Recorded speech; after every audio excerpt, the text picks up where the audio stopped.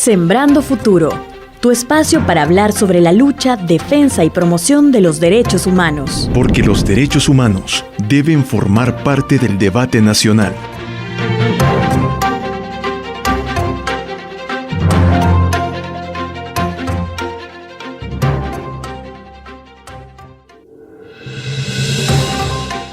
Bienvenidos amigos y amigas al episodio número 12 de su podcast Sembrando Futuro. Les acompaña Kenny Cibrián.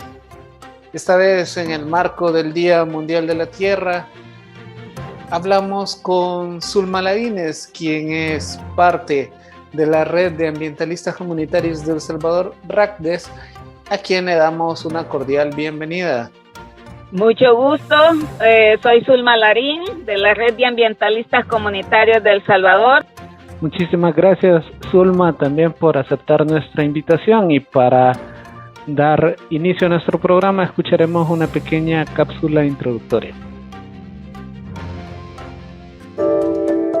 Cuidar nuestra madre tierra. La madre tierra claramente nos pide que actuemos.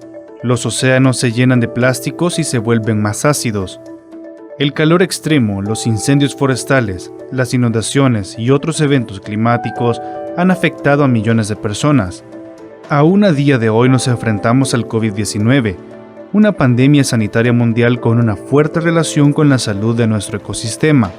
El cambio climático, los cambios provocados por el hombre en la naturaleza, así como los crímenes que perturban la biodiversidad, como la deforestación, el cambio de uso del suelo, la producción agrícola y ganadera intensiva o el creciente comercio ilegal de vida silvestre, pueden acelerar el ritmo de destrucción del planeta. Los ecosistemas sustentan todas las formas de vida de la Tierra. De la salud de nuestros ecosistemas depende directamente la salud de nuestro planeta y sus habitantes. Restaurar aquellos que están dañados ayudará a acabar con la pobreza, a combatir el cambio climático y prevenir una extinción masiva. Pero solo lo conseguiremos si todo el mundo pone de su parte. Recordemos hoy más que nunca, en este Día Internacional de la Madre Tierra, que necesitamos un cambio hacia una economía más sostenible que funcione tanto para las personas como para el planeta. Promovamos la armonía con la naturaleza y la tierra.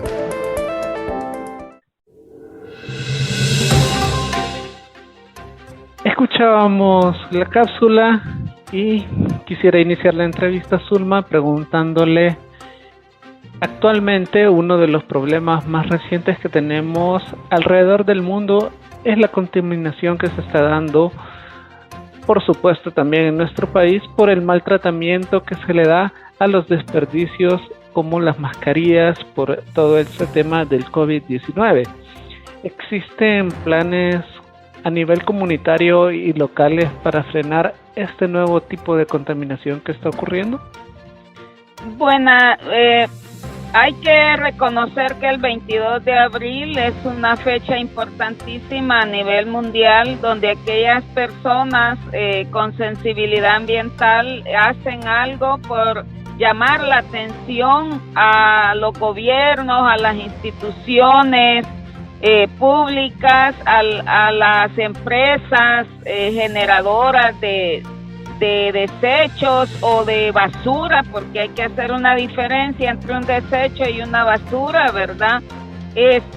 Pero en El Salvador, para el caso de El Salvador, estamos con unas grandes dificultades ambientales que no logramos todavía desde los ambientalistas incidir en el cambio de políticas o en la elaboración de políticas públicas a nivel local, a nivel nacional, que sienten bases para hacer una mejor gestión de los desechos, de las basuras, a nivel comunitario o a nivel nacional, ¿verdad? Este país es carente yo diría, de voluntad política para hacer estas cosas, porque leyes en El Salvador sí tenemos.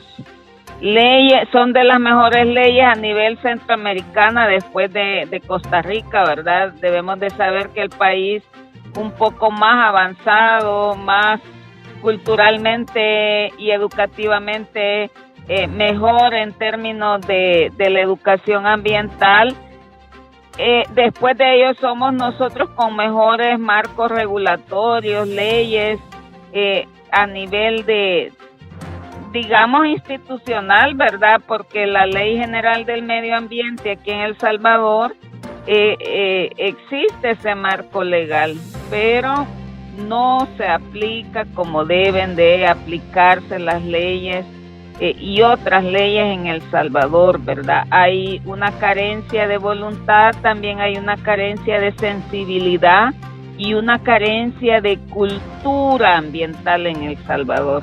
Entonces esas tres cosas se combinan y como no hay en el régimen, digamos, hablando de régimen, no me gusta la palabra porque eso está llevando a otras situaciones, pero en la posibilidad que tienen las autoridades, los gobiernos, sean estos locales o el gobierno nacional, de aplicar la normativa, no se hace en este país, porque al final a veces son los grandes los que contaminan, los que no aplican ley, los que viven de eso, pues, de la ignorancia de los pueblos, ¿verdad? O de nosotros como pobres. Entonces, la aplicación de la ley para estos temas de manejo de las mascarillas o el manejo de ahora de tanta basura plástica que se ha generado después del COVID, no existen. Y eso pasa también porque el Ministerio de Salud tampoco tiene interés de aplicar su normativa también sanitaria, ¿verdad? Porque eso también pasa porque las instituciones, haya una conexión interinstitucional entre los ministerios, que en este caso, para este caso de las mascarillas, para el caso de tanto plástico que se está generando con los alcohol gel, con todas estas cosas que le interesan a las empresas farmacéuticas o a las empresas que producen esto, les interesa que la gente compre porque pues sí se genera mercancía. Usted sabe que en este país cualquier situación que se da, lo que provoca es que quieren ganar las empresas a costa de los seres vivos, ¿verdad? En este caso, a costa de los árboles, a costa del agua, a costa de los suelos, que nuestros suelos están contaminados como no tienen idea los que no andan en este tema, pero hay una contaminación que ya es exorbitante, ya no se soporta, ¿verdad? Entonces, ¿cómo el Estado regula eso? Sí hay ley, yo no le voy a decir que no, y cuando uno lee el marco normativo de nuestras leyes, son leyes buenísimas, pero el punto es su aplicabilidad.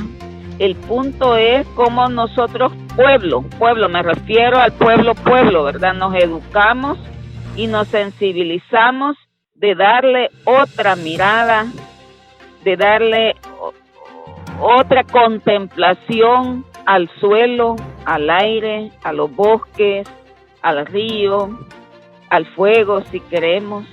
Entonces, esa necesidad de este pueblo para elevar culturalmente su conocimiento, hay ahí un problema, ¿verdad? No problema del pueblo, problema también de este Estado salvadoreño que no lo ve como importante, no es prioridad en la política pública el tema ambiental, ¿verdad? Entonces, cuando se nos dan situaciones como esta situación sanitaria del COVID, ¿verdad? Yo no estoy diciendo que no es importante que se ponga la mascarilla ni que use todo lo que hay que usar para protegerse, ¿verdad? ¿Cómo no?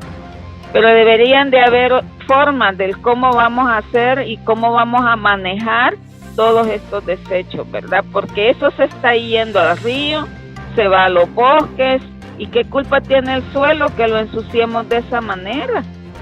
nosotros no hemos logrado conectarnos, que nosotros estamos conectados a la tierra. Si la tierra está enferma, pues los productos que nos va a dar la tierra van a ser productos enfermos también. Si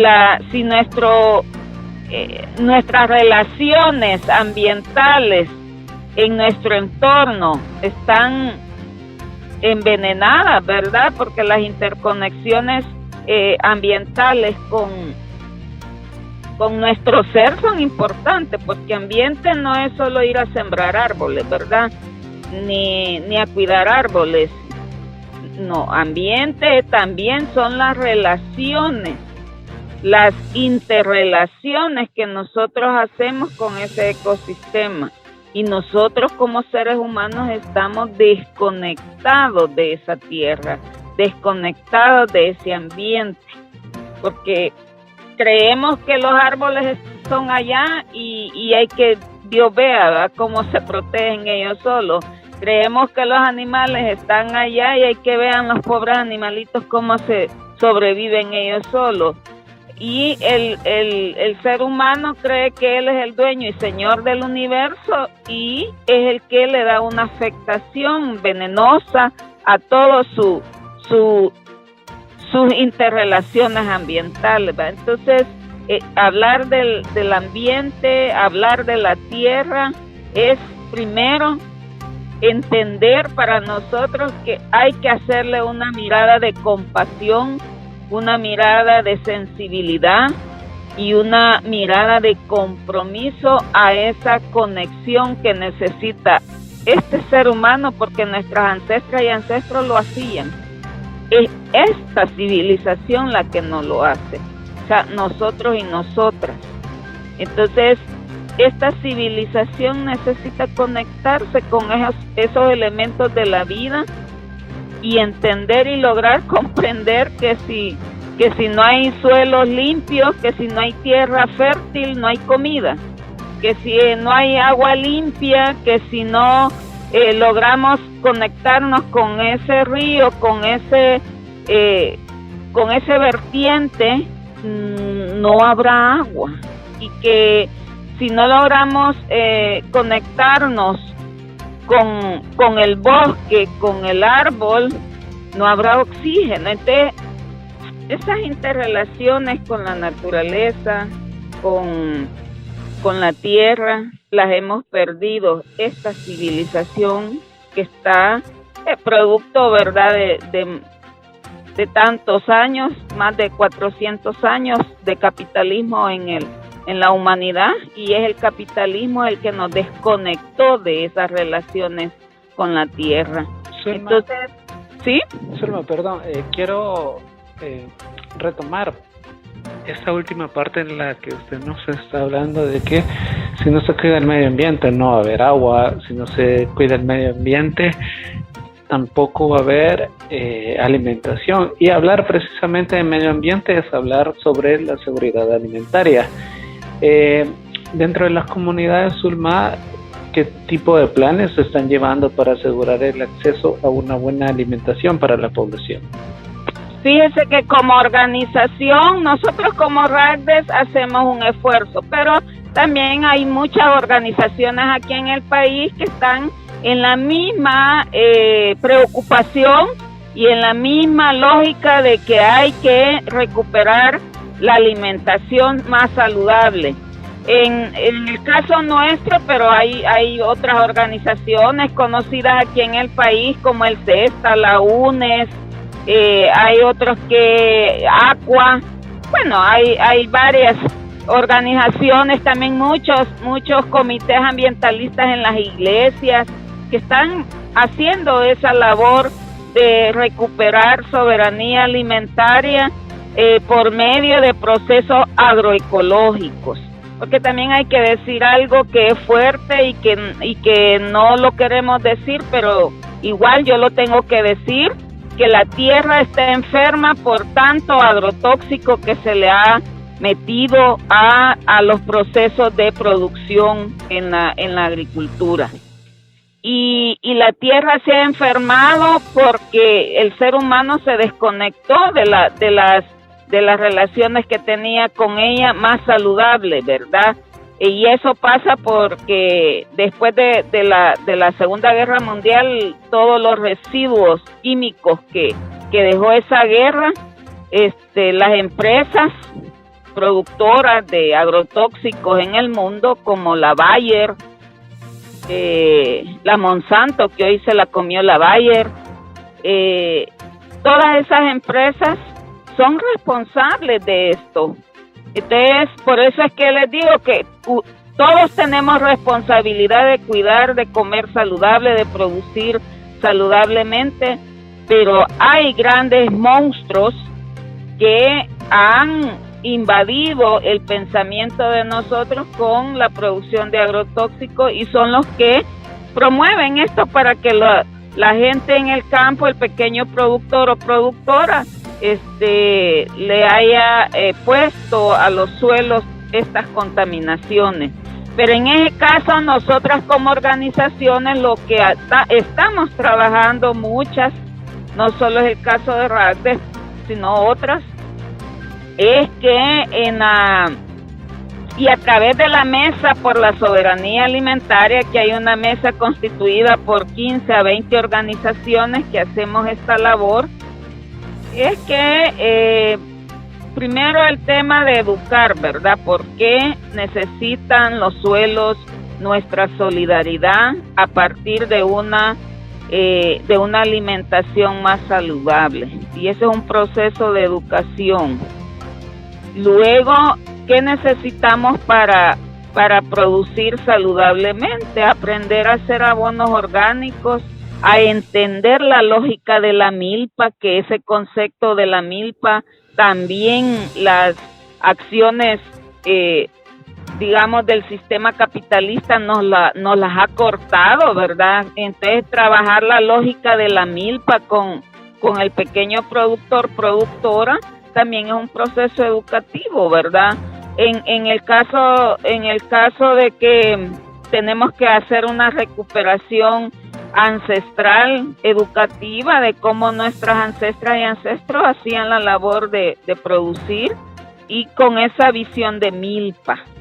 Entonces, toda esa parte la trabajamos nosotros primero educativamente, ¿verdad? Que volvamos a reconocer que hay un problema que nos va a llevar a la extinción si no hacemos esfuerzos en nuestros lugares. De esa parte la trabajamos fuertemente nosotros para después hacer todo el proceso de inserción con la tierra, recuperando toda la toxicidad que le hemos puesto a través de procesos orgánicos, y ahí viene ya acciones más prácticas de elaboración de abonos, insecticidas, de una manera orgánica, y luego hacer praxis, ¿verdad? Cómo se desintoxican los suelos y todo esto, y luego la producción, ¿verdad? Entonces, ahora yo me alegro mucho de algunos procesos que la gente ha logrado comprender en el territorio y está produciendo orgánicamente sus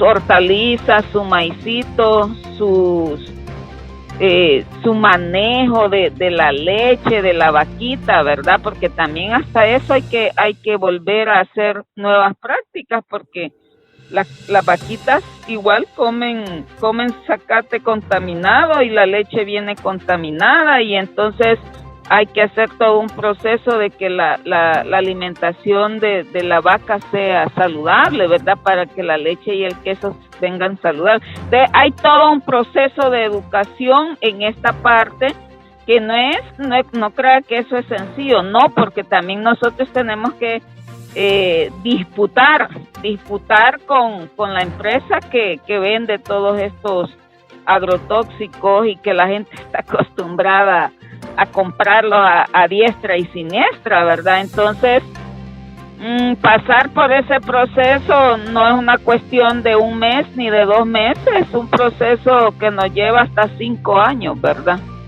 Pero cuando lo logramos, y lo hemos logrado en muchos lugares, es ahora donde decimos, hoy con esto de la pandemia, mucha gente de nuestros grupos tenía comida en su patio o había aprendido ya las prácticas y empezó a sembrar, ¿verdad? Porque hubo escasez de alimentos. Hoy con esta crisis de que todo está carísimo, la gente está volviendo a producir en sus patios y ahora comprenden como la lógica en la que hemos estado haciendo educación ambiental, ¿verdad? De que con este problema de que la crisis, que todo está carísimo, la que tiene semillas en su casa puede ponerlo a los patios y hay que producir los alimentos. Entonces, ¿se imagina usted? Hay todo un proceso de educación y también todo un proceso de sensibilidad que necesita este pueblo para poder cuidar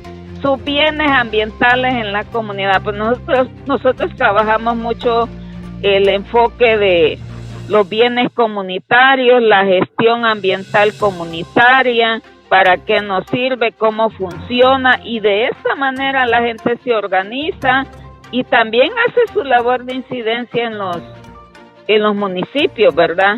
Y elaborar normativas, propuestas de ordenanzas que la llevan a sus gobiernos locales y hacen incidencia para que las aprueben y hayan normativas en esos municipios, ¿verdad? Que les ayude a ellos a desarrollar estas propuestas, estas lógicas de nuevas formas de ver a la naturaleza. Gracias, Ulma. Una duda también, y es que retomando parte de lo que usted ha mencionado sobre el uso de los agrotóxicos, que ha sido una práctica malsana dentro de los cultivos en nuestro país, quisiera preguntarle, una de las plantaciones que han utilizado históricamente más los agrotóxicos ha sido la plantación de caña de azúcar, y sin embargo de unos años atrás hacia acá hemos visto que ha habido una plantación masiva de este cultivo en muchas de las tierras que son aptas para cultivar en nuestro país. ¿Cómo afecta el monocultivo de la caña a las tierras aptas en nuestro país? Bueno, usted se ha ido a una cuestión no difícil para mí de contestarla, sino que hay que tocar intereses en este país, intereses económicos, ¿verdad? Las empresas que hoy se dedican al cultivo de caña, los cañeros, como decimos nosotros, están arrasando con las tierras que históricamente han sido para producir alimentos. ¿Cuál es la lógica ahí? La demanda de biocombustibles o la demanda de azúcar de otras potencias, ¿verdad?, en el mundo. Y yo creo que este paísito, El Salvador, por eso no me gusta mencionarla, pero hay que decirlo, en la lógica de los monocultivos y ahora con la extensión de la caña de azúcar, la lógica es darle dinero a un sector reducido, ¿verdad? Reducido, que ha habido históricamente en este país, y ahora es quienes se están beneficiando de esto es el sector cañero, pero también una potencia o las potencias en el mundo que están en la lógica de comprar y de demandar azúcar, ¿verdad? Entonces es ahí donde debe de haber regulaciones en este país. El problema es que nosotros somos firmantes de un tratado de libre comercio y esos tratados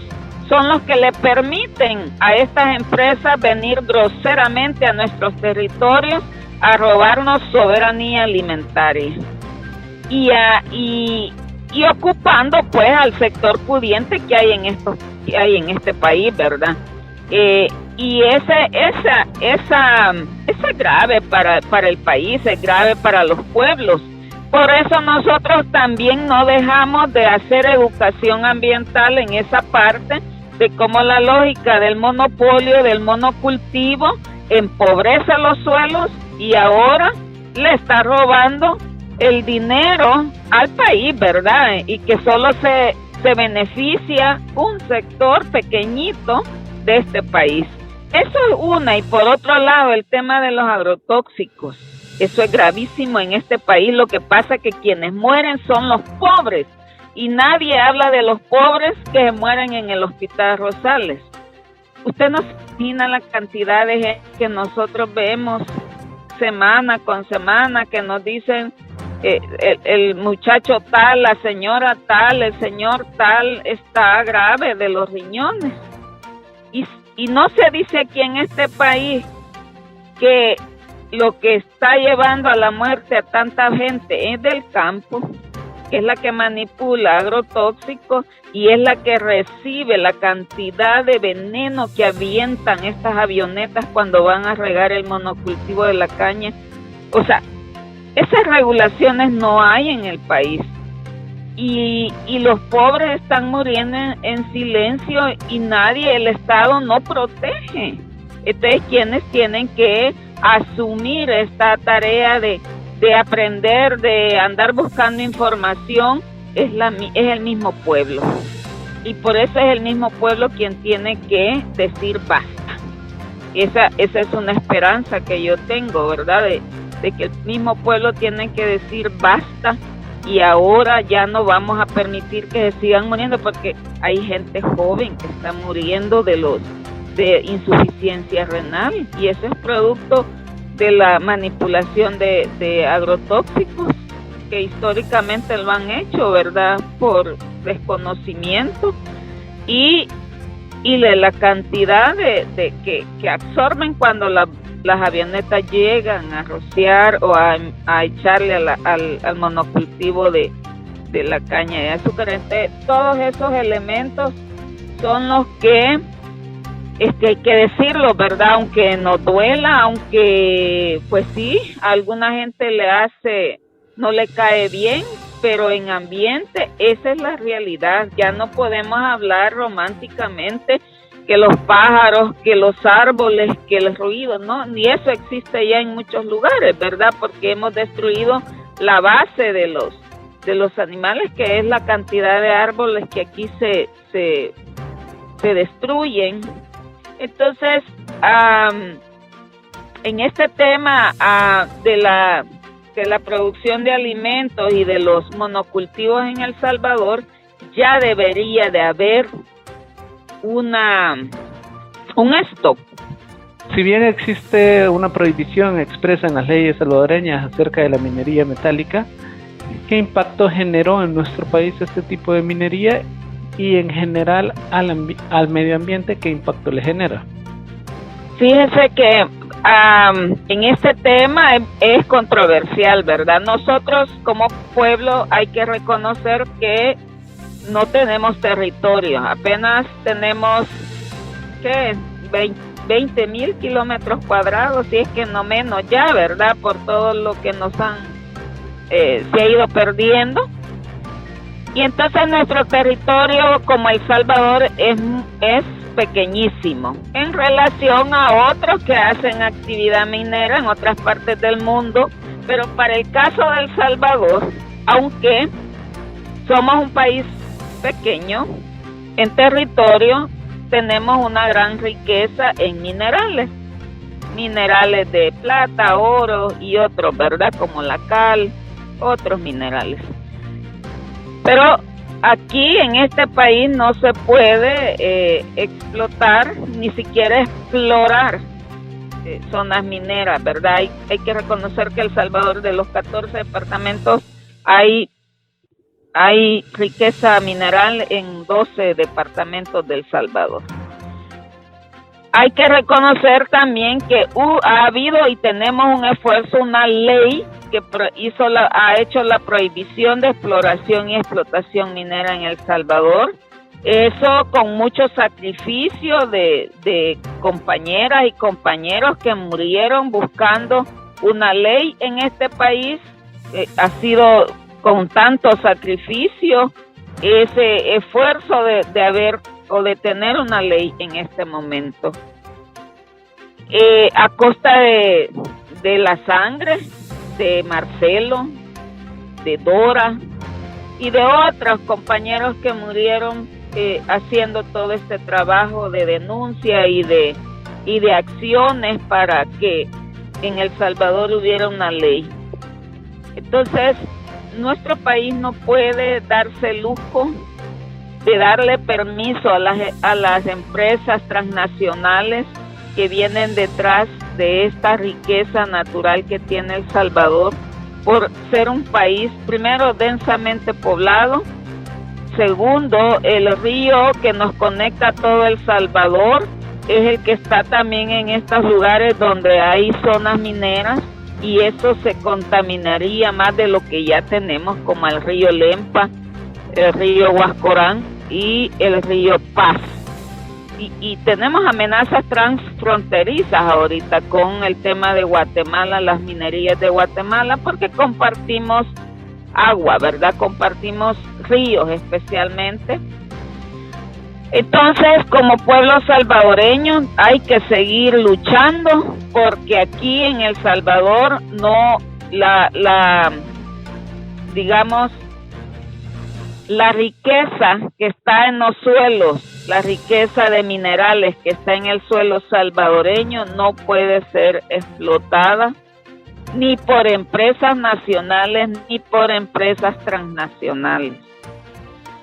Muy a pesar de que tengamos esos minerales, no se puede, porque nuestro país, nuestro territorio es densamente poblado y muy pequeño. Y hay que reconocer eso, hay que sensibilizarnos en eso, y por eso hay que seguir haciendo la lucha de que no se vaya ni se le vaya a ocurrir a esta asamblea, a este gobierno, darle apertura y reformar la ley que tanto sacrificio ha costado de este pueblo, porque tuviésemos una ley que prohíba rotundamente la actividad minera en El Salvador.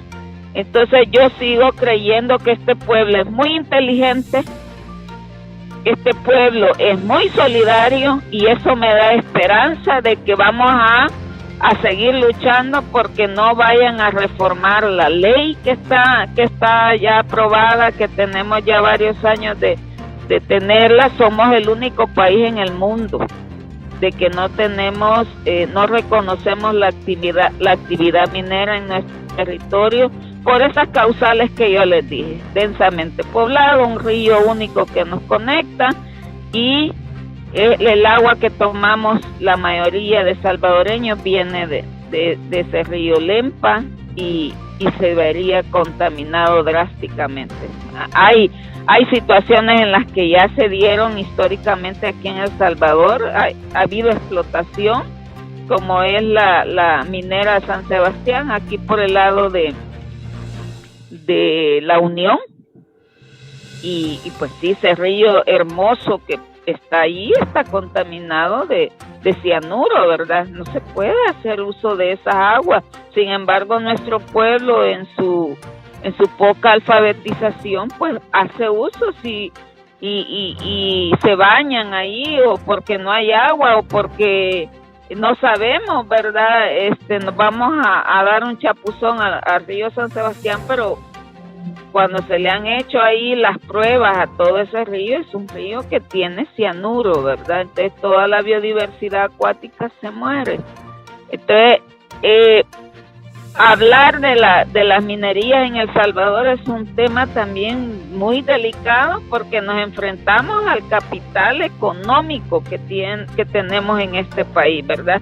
Y no solo al capital nacional, sino al capital transnacional.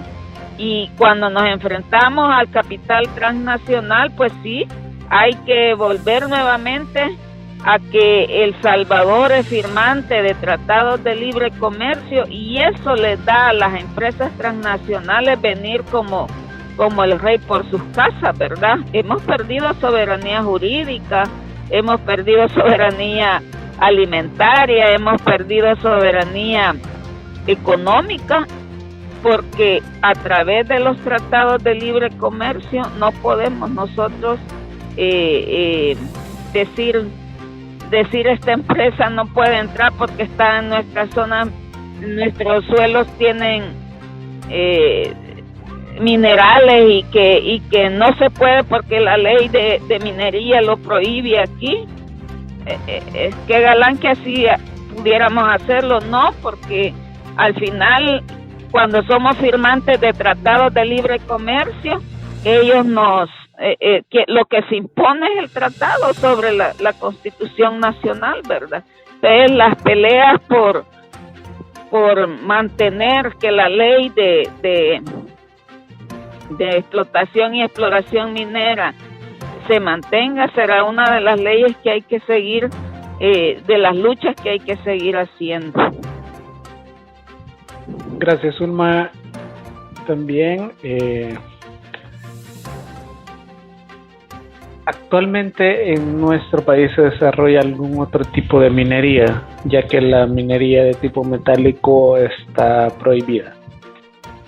La minería de la cal, ¿verdad? Que esa la explota. Hoy también ya hay capital transnacional en la explotación de las mineras de la cal, ¿verdad? Que eso es aquí en la zona de Metapán. Antes era la empresa nacional de cemento Maya, ¿verdad? Así se llamaba, y CESA, y ahora se llama, ¿cómo se llama esta empresa? Pero ya no se llama CESA, es un capital transnacional, y Holcim. Exacto, ese tipo de explotación hay aquí en El Salvador, ¿verdad? Es que es el tema de la cal, que de ahí hacen el cemento y todo esto, ¿verdad? Ok, bueno, también usted ya mencionaba de que parte de lo esencial para hablar de medio ambiente es hablar del agua.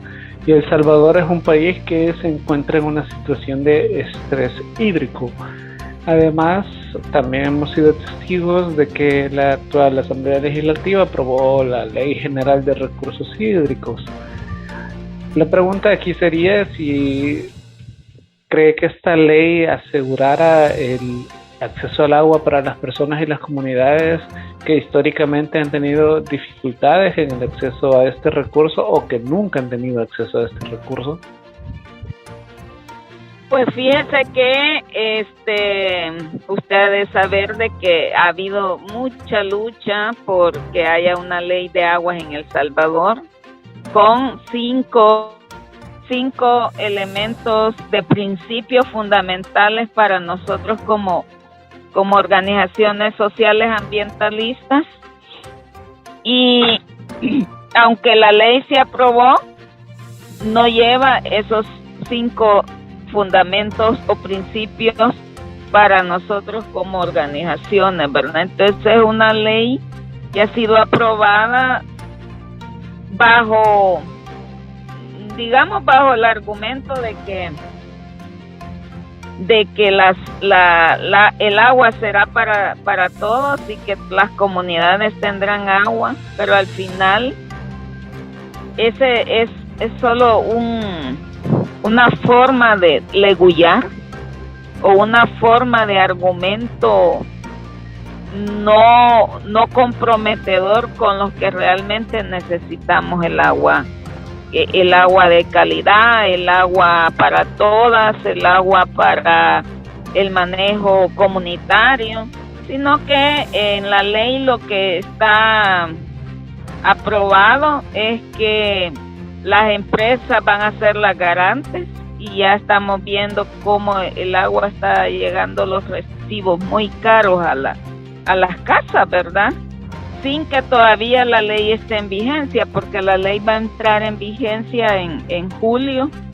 Sin embargo, ya se está haciendo todo un manejo de que nos sirve de que anda aquí, porque hay intereses detrás de querer comprar toda la institucionalidad del ANDA de la empresa a través de este mecanismo que es el asocio público-privado, y que sea una empresa privada que administre hoy todo lo que hace ANDA, ¿verdad? Dándole paso a la privatización del agua. Entonces, para nosotros esa ley es otra ley más que solo le da argumento legal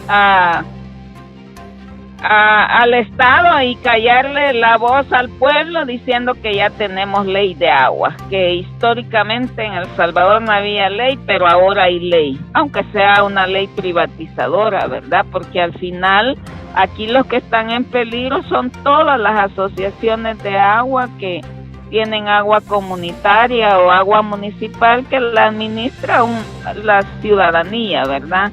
Los asocios más comunitarios. Y estos son los que se van a ver afectados en primer lugar, ¿verdad? Todas esas asociaciones de agua que hay en el país. Porque como el poder de las empresas es tan fuerte, tanto de las empresas grandes, ¿verdad? Como las empresas transnacionales. El pueblo salvadoreño debe de saber que nosotros, aunque el agua esté contaminada, todavía como pueblos tenemos agua en relación a otros pueblos del mundo, ¿verdad? En relación a Europa, en relación a una parte de Estados Unidos que han agotado sus mantos acuíferos y que nuestro pueblo salvadoreño, y también hablar de Centroamérica, ¿va? Acumula buena parte del agua dulce, que todavía es importante para aquellos que solo ven en los bienes naturales mercancía, ¿verdad? Entonces, venirlos a explotar o venir a comprar aquí a El Salvador será ya hoy un mecanismo todavía más fácil para las empresas transnacionales. Entonces, ¿qué debemos de hacer? Las comunidades debemos de luchar, si ya estamos en asociaciones de agua, luchar porque esos sistemas de agua no se nos vayan a llegar a imponer, que los tengamos que entregar a las empresas a través disfrazadas de ANDA, ¿verdad? Ahora, para que los administren ellos. Porque lo que quieren también es hacer quebrar a las asociaciones comunitarias de agua, ¿verdad? Haciéndolas quebrar a ellas, pues viene el que tiene más pisto y compra sistemas y hace negocios del agua. Entonces la ley, desde la visión del pueblo, no nos favorece a nosotros. Y aunque este gobierno se desgarra diciendo que le ha dado una ley al pueblo, que por muchos años otros no lo hicieron, pero nos ha dado una ley privatizadora del agua. Y eso lo debe de manejar bien el pueblo. Hay que leer, hay que educarnos, hay que alfabetizarnos. Y esa ley que nos han aprobado ya debe de ser una ley que debe de estar en todas las casas del país. Hay que leerla y hay que saber dónde están los trucos que la Asamblea ha aprobado, ¿verdad? A favor o en función de hacer del agua y seguir haciendo del agua un negocio y hoy mercancías para las empresas transnacionales que andan detrás de nuestros bienes naturales. También, Zulma, hablar de medio ambiente en nuestro país es hablar también sobre defensoras y defensores de derechos ambientales. Y me llama la atención, pues, que en nuestro país han habido algunas ocasiones en las cuales se ha criminalizado a este tipo de defensores. Sin más, en este año la comunidad de la Hacienda La Labor en Ahuachapán denunciaba a la inmobiliaria Fénix que les había quitado hace ya algunos años 856 manzanas de tierra y que ahora también querían quitarles el agua. Los vecinos se organizaron para protestar contra las perforaciones de los pozos sin permisos ambientales y terminaron siendo procesados. ¿Cómo enfrentan las y los defensores ambientales estos procesos de criminalización que se hacen hacia sus actividades de defensa de la tierra y del medio ambiente. Fíjese que hoy esa es la actividad más subversiva que enfrentamos los defensores y defensoras en este país y digamos en este gobierno también, porque el tema de hablar desde una perspectiva concreta, digamos, más real de lo que le pasa a la naturaleza, de lo que realmente le pasa a los bienes ambientales en El Salvador, desde esa perspectiva beligerante, si queremos, de poner las cosas como son, es peligroso hoy en El Salvador. Y allí no escapamos los defensores y defensoras que estamos haciendo recuperación de suelos, recuperación de ríos, recuperación de bosques, oponiéndonos a las empresas que también son constructoras de viviendas, ¿verdad? Porque se van a instalar a zonas donde son de recarga hídrica. El tema de la labor, el tema de la comunidad en Tacuba, eso nos da un parámetro de lo que es capaz el gran capital transnacional en el país, ¿verdad? De lo que es capaz una empresa con mucho dinero de meter preso a aquel o aquella que está defendiendo su río porque esa es su forma de vida o porque allí todavía ese río no está contaminado y al ponerse una constructora o al ponerle unas 1000 casas a ese lugar se acaba el río porque ahí depositan las aguas servidas, ¿verdad? Las aguas grises. Entonces, hoy oponerse a eso es lo más subversivo que está pasando en El Salvador. Y eso nos lleva a cárcel a muchas. Ahí estuvieron los compañeros de la labor presos, solo por defender su agua, por defender una tierra que es donde están los mantos acuíferos y que es como la garantía de que haya vida en la zona, ¿verdad? Porque acordémonos que sin agua no hay vida. Entonces, esos elementos son los que ahora se vuelven para los que hacemos educación ambiental, para los que hacemos agroecología, para los que queremos cambiar la política pública a favor del ambiente, para los que se organizan para hacer alimentación saludable. Todo eso es subversivo, porque revierte el orden de lo que este gobierno quiere. Entonces, ¿dónde está la democracia? ¿Por qué hemos luchado tanto en este país para vivir democráticamente y ahora queremos retroceder tanto? Entonces, el tema de la defensa, el tema de los derechos humanos, de la defensa de los derechos de la naturaleza, nos está llevando a una reflexión profunda de enfrentarnos directamente con el capital que este gobierno inventa, ¿verdad? O que a este gobierno le da permiso hoy a que se hagan inversiones a diestra y siniestra, y los permisos ambientales se dan sin tanto proceso administrativo. Por lo menos en los anteriores gobiernos se hacía un poco de ruido y sabíamos que había eso y ya las organizaciones hacíamos ruido para detener los permisos. Hoy se hace tan sigilosamente que no se da cuenta uno de que ya hay un permiso ambiental firmado, de que ya una empresa está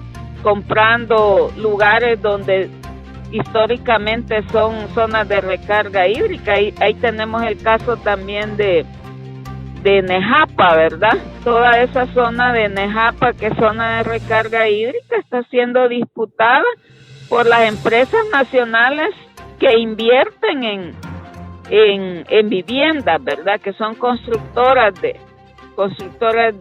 vivienda, pero no vivienda para nosotros los pobres, pues, porque es una mansión, una residencial que cuesta $500,000. ¿Quién de los pobres vamos a vivir ahí? Sin embargo, se está ahí yendo a las zonas donde históricamente ahí ha habido producción de alimentos, ahí ha habido producción de muchos bienes naturales y además zonas de recarga hídrica, y sin embargo hoy se van ahí y nadie dice nada.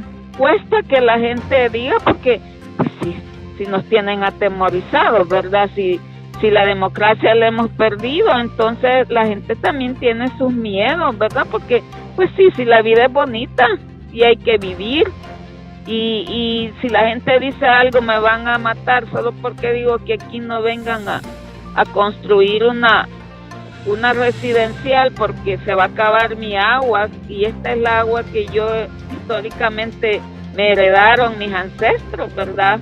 Y ahora se ve amenazada. Ahora por decir eso se va preso uno. Entonces esos elementos se conjugan con todo lo que le pasa a El Salvador en el proceso de haber retrocedido tanto en la democracia. Por eso no es fácil para los defensores y defensoras ambientales dar la voz, ¿verdad? Porque pues sí, vamos a estar en la cárcel luego, ¿verdad? Si no le hacemos caso al régimen de quedarnos calladas y callados.